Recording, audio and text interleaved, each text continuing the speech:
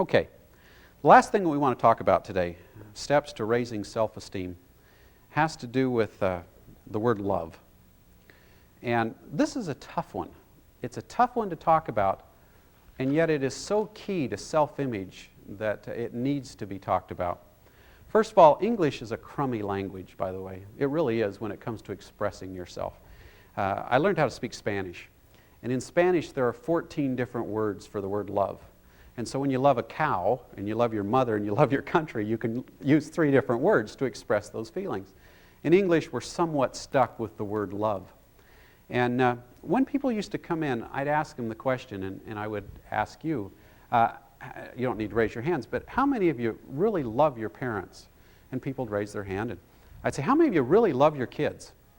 Raise their hand. Okay, how many of you love basically your fellow man? You know, how many of you love your spouse? And boy, almost everybody raises their hand. And I used to sit there and say, okay, let's think about this for a minute. If you all love your kids, why do you treat them so poorly? Why is it that kids can't wait to get out of the house and leave their parents and break that bond as quickly as possible? Why is it that kids can go for years without talking to their parents, of which I know some cases that are like that? If parents love their kids, how could they ever not know that their kids were on drugs? How could you not know that if you loved a child? We say that we love our spouses. 54% of us get a divorce during our lifetime. If we love them, do we divorce them? What about humanity? We say we love humanity. I get a kick out of this. We love humanity. And yet we'll cut each other off on the freeway. We'll steal each other's parking spots. We'll flip each other off at every instance that we get the chance. And yet we supposedly love each other. It was something the other day, and we were supposed to line up for tickets. And we didn't know exactly we were supposed to line up. And you just saw everybody edging. I mean, the whole thing was to beat the other person to make sure they got there first in line. And so you've got to start asking the question, or I did anyway, maybe we don't love each other. Maybe we really don't love our kids. Maybe we really don't love our spouses. Maybe we really don't love mankind at all. And I got kind of pessimistic, kind of cynical on this whole idea. And then I mellowed out a little bit, and I said, well, maybe we do, but we have a darn hard time showing it. So here's the key to self-esteem.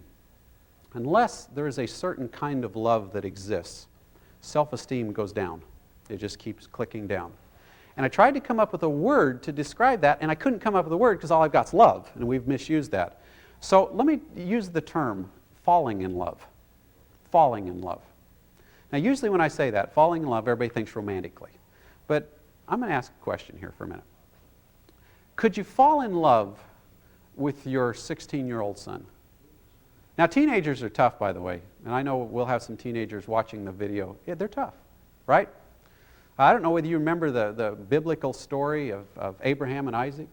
Abraham was told to sacrifice his son. They said if he'd have been a teenager, it wouldn't have been much of a sacrifice. So now all the teenagers go, turn this guy off.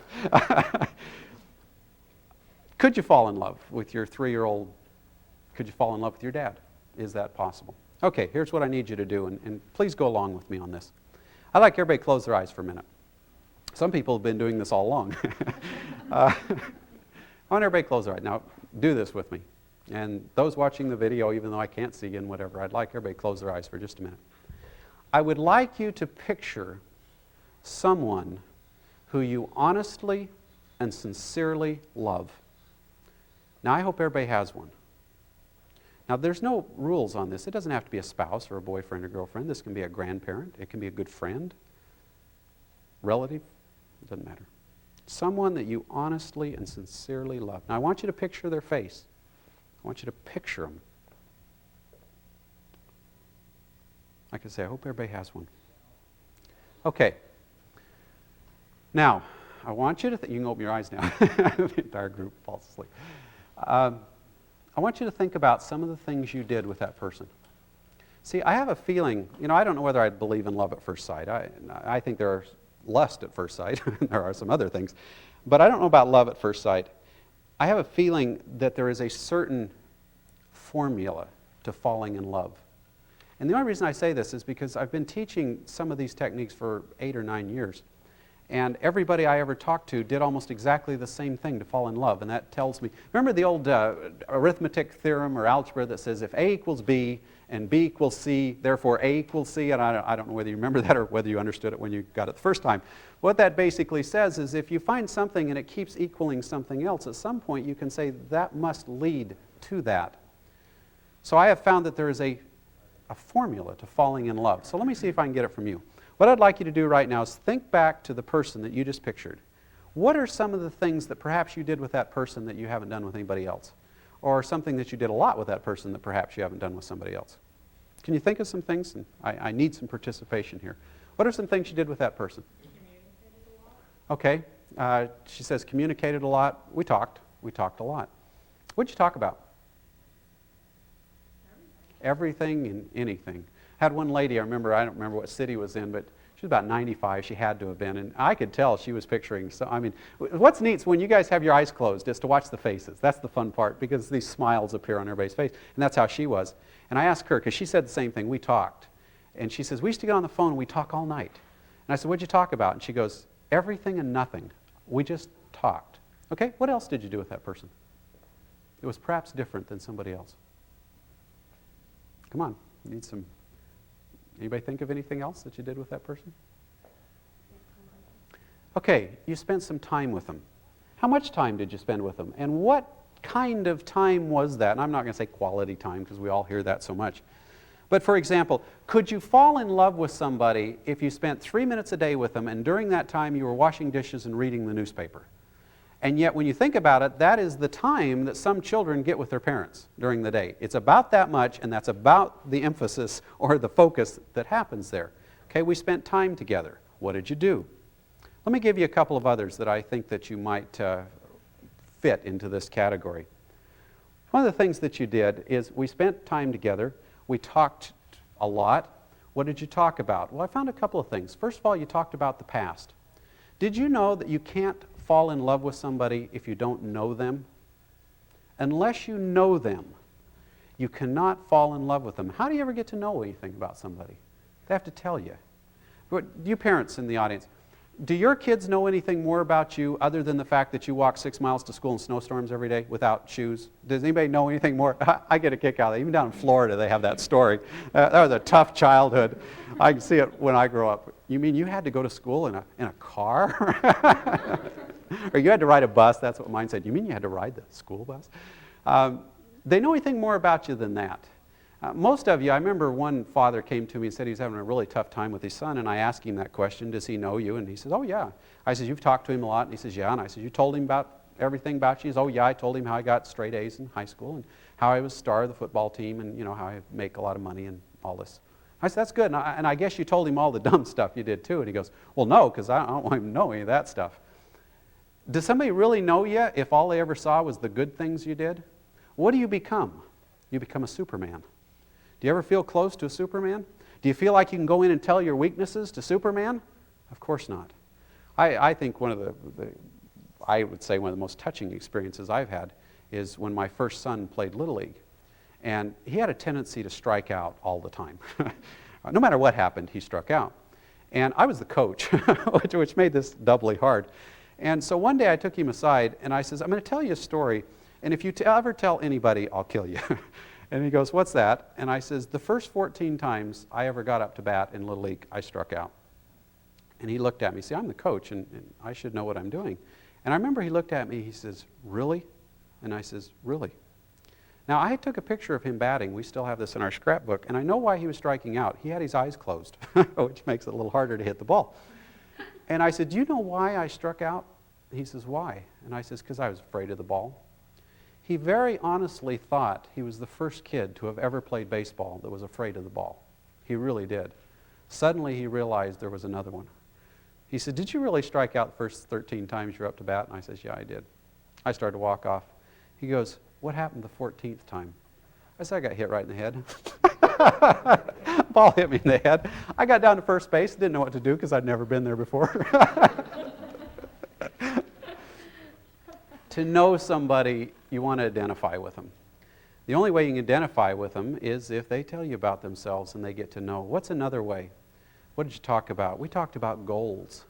We talked about things we wanted to do in life.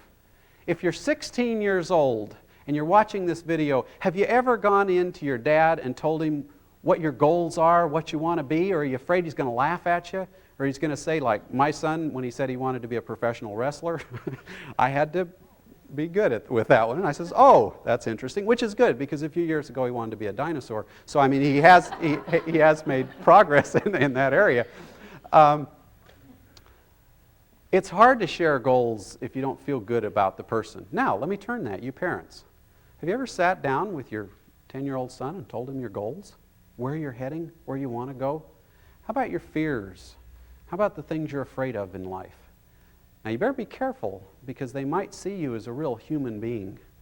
But you know, you can't fall in love with somebody that isn't a real human being, because they're just like somebody on the TV, some superhero. So talking is important. The next one is spending time together. And what do you spend time together doing? You develop common interests, things you like to do together. And that's hard. I still remember when my son, he got to be about 7 years old, and I couldn't think of anything we had in common. I like to play golf. He doesn't play golf. I like to do other things that he couldn't do. And I didn't really want to play G.I. Joe real bad. And so I thought, well, I'll wait till he grows up and likes to do the things I like to do. But see, when you do that, you have a problem, because then when they grow up, they're not used to doing them with you, and they go do them with somebody else. So one day I asked him, I says, tomorrow's Saturday. I will do anything you want to do tomorrow. What would you like to do? And he says, I'd like to go fishing. Now this shocked me, because he'd never been fishing a day in his life, and I used to go all the time, as much as I could, as a matter of fact. So the next day we got up and we took off to go fishing. We camped out in a canyon, and we got up the next morning and we fished. Now the first thing I discovered is that he fishes differently than I fish. I take a pole and I put a little worm on the end of it, and I be real quiet and sneak up to the stream and let it float down. He stands back throwing rocks into the stream, making big loud noises. There wasn't a fish within 3 miles that didn't know we were there and what we were doing. Now, although I found out we fish differently, we did discover some things we like to do that are the same. We like to sleep overnight in the back of a pickup truck. We like to get up in the morning and cook those black pancakes that we had. I even found I like to throw rocks when the fish aren't biting, which obviously they weren't. You have to take the effort, whoever's watching this, to find out with this person that you want to bond with or fall in love with, what they're interested in. And you have to do some things that they're interested in. So those are one. Okay, the next one. Right now, if I said, all right, I want everybody in this room to sit by somebody you don't know. And in 5 minutes, I would like you to start developing a love for this person. What could you do in those 5 minutes? The best thing that you could do would be to share emotions. See, we got a little problem in our society today. They have told men that they need to be macho. Now, to be macho, you can't show emotions.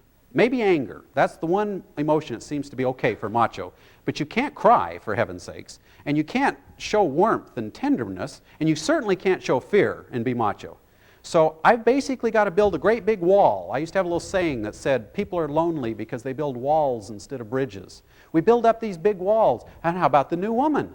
The new woman is independent. She doesn't need anybody. Dependency is gone. I'm alone. I stand on my own. I don't need anybody. I'm lonelier than heck, but I don't need anybody.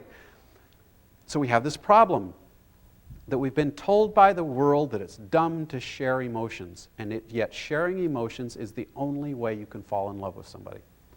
I grew up extremely unemotional. I still go through stages of that. I fight it all the time. My father never told me he loved me until I was 30 years old. He got very ill. I think he thought he was going to die, and so he called and told me he loved me. Luckily, he does that often now, but it took him 30 years to figure out how to say it.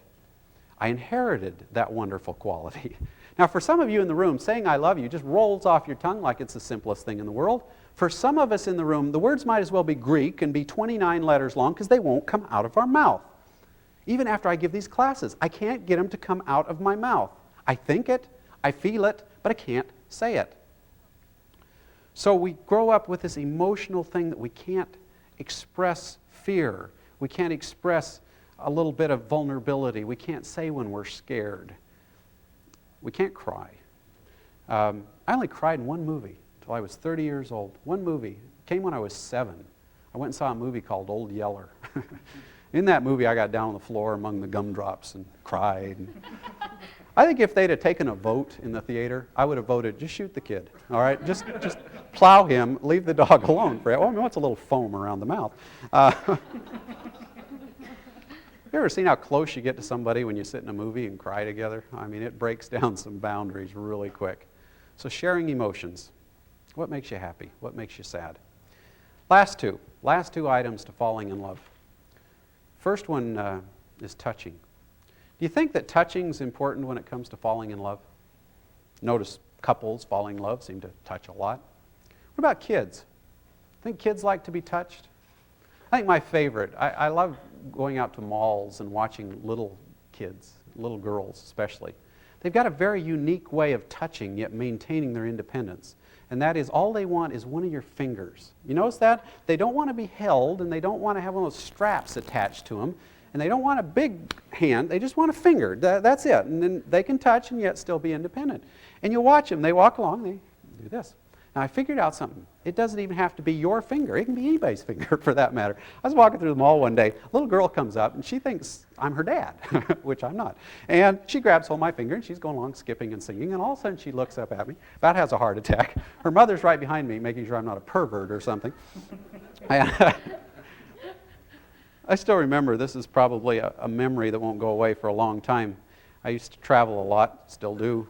But when I would come home and my son was very young, he would stay up till I got home, and I'd lay back in a recliner that I had, and he would run across the floor in his pajamas with feet on him, and he would jump up on my lap, and he would bounce up and down, and any of you have young kids know what this is like. It can be any hour of the night, and they are totally full of energy, and he would bounce up and down.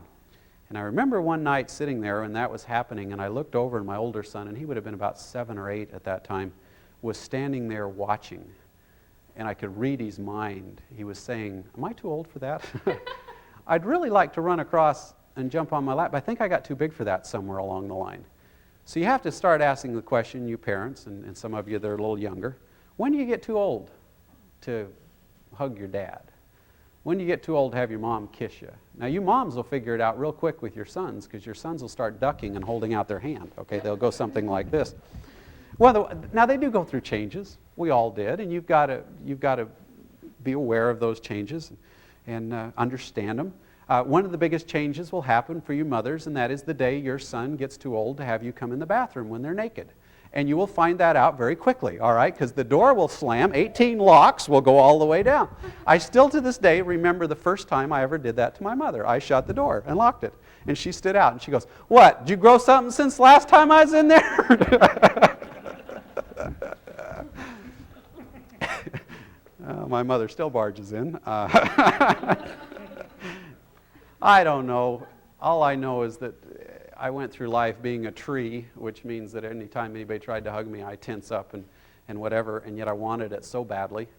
And that's something that you learn, and it's something that has to happen. Touching is very important when it comes to falling in love. They have something called touch starvation. I don't know whether you've ever heard of that or not. They take young newborn babies and find out they survive a lot longer if they're held rather than put in an incubator. The machine supposedly would do them more good, but holding. Tijuana has a better birth rate, survival rate than San Diego. Tijuana brings in young girls and has them held. It has the young girls hold the babies. San Diego, they put them in an incubator. Touch starvation. We all know we need food. We know we need water. We need to be touched. And it's very important to feeling good, because if nobody touches you, then there must be something wrong with you. There goes the self-esteem. The last one, and then we'll conclude. The last one has to do with saying, I love you. And I just mentioned before that for some of you in the audience, that's extremely easy. For some of you, it is extremely difficult. The other night, I had an interesting experience. In some of the nicer hotels you stay in, while you're gone out at night, they come into your room and they'll turn the light on and turn your bed down. And some of the nicer ones will put a little mint on your pillow, or they'll put a little flower. I had one the other day, put a little flower. In fact, the other night I came in and there was a little note, and it was from the maid, and she says, "Hi, my name's," and if there's anything you need, I can just picture her down the hall. But a strange thing happened the other night. I was in one hotel, and see, they don't want you to feel like you're coming into a cold hotel room. So they came in, they turned the lights on, turned my bed down, put a little mint on the pillow, and they turned the radio on. And I walked in the other night. It was the funniest experience. I opened the door, and Stevie Wonder was on the radio, and he was singing, "I just called to say I love you. I just called to say I care. And I mean it from the bottom of my heart." And it's funny. I don't even know Stevie. And I thought it was great. And I was thinking how neat that would be if everyone, every night, just before they went to bed, heard, "I just called to say I love you. I just called to say I care. And I mean it from the bottom of my heart." What would that do to self-esteem? Probably one of the most momentous things that have ever happened to me was after a seminar. Sometimes I think I'm teaching and I'm learning all along. After the seminar, a gentleman walked up and I was up talking to people. He stood there and he took out a yellow pad, he wrote something and stuck it in my pocket and didn't say a word to me, just walked off. I forgot all about it and got up to my room that night and took it out and read it. And of all the lessons I think that have ever hit me, that may have hit me the hardest, because it was a very simple message. It says, a year and a half ago, I lost my little boy, and I would give anything in the world if I could just tell him I loved him one more time. How many of us pass up that opportunity to just tell him we loved him one more time? We've all got a great potential. We have the opportunity of walking out of this room or walking out of your schoolroom, turning this tape off, and going out and literally changing the world. There is someone out there that just wants to be touched. There is someone out there that just wants to be listened to. There is someone out there that goes all day long hoping they'll look in one mirror and see one positive reflection come back. That's all they want. Not hundreds, not thousands, just one. A few years ago, I had, I guess I could call it the opportunity, of staying in a hospital for a long period of time. As I woke up from an accident and saw the room filled with flowers, and as I saw people standing by my bedside that cared, I suddenly felt that nothing could happen to me as long as those people were there. As long as they held on, I would be okay. As the weeks went on, and as I walked up and down the hallways of the hospital, I was shocked to see how many people sit there day after day after day, and nobody comes to see them. Nobody sends a letter, no flowers, no nothing. They just lay there. See, when we're healthy, we don't want to know that there's this place where people are suffering. We want to pretend like it's not there. Because if it's out of our sight, then we don't have to worry about it. We don't have to worry that there are people that are homeless. We don't have to worry that there are people that are starving, that there are kids that are being abused. We don't have to worry that there are people that are on drugs. Because if we don't see it, if we lock ourselves in our home, it doesn't exist. The last step to self-esteem is simply this. When you give yourself away, your self-esteem will grow. But the more you work on your own self-esteem, the lower it goes. So, all these steps that we've talked about, they all work. Every one of them works. But they work when you do them to somebody else. Now, the surprising thing is this. I'll give you a promise. The greatest return that you will ever receive on any investment will come from the investment that you make in people. The greatest return that you'll ever receive from any investment will come from the investment that you make in people. The saddest you'll ever be in your life is where you are the center of that life. And you're so worried about your problems and the things that are going to happen. The happiest you'll ever be in your life is when you are really involved in other people's lives. I appreciate y'all coming. It is not easy to come out and spend time sitting. I realize that. Chairs aren't real comfortable. I would ask each one of you to make a commitment as you turn this video off or as you leave tonight that you will make a difference. That somewhere out there, someplace, you're going to raise somebody's number. Now, maybe it's the person you came with. That's easy or easier. Maybe it's the person you run into as you go out the door. Maybe you got to wait till you get home. But somewhere, someplace, you're going to raise somebody's number. If we get this going, maybe we can combat all this other that seems to be hammering at us from the outside. So we will end this video and close out at this time.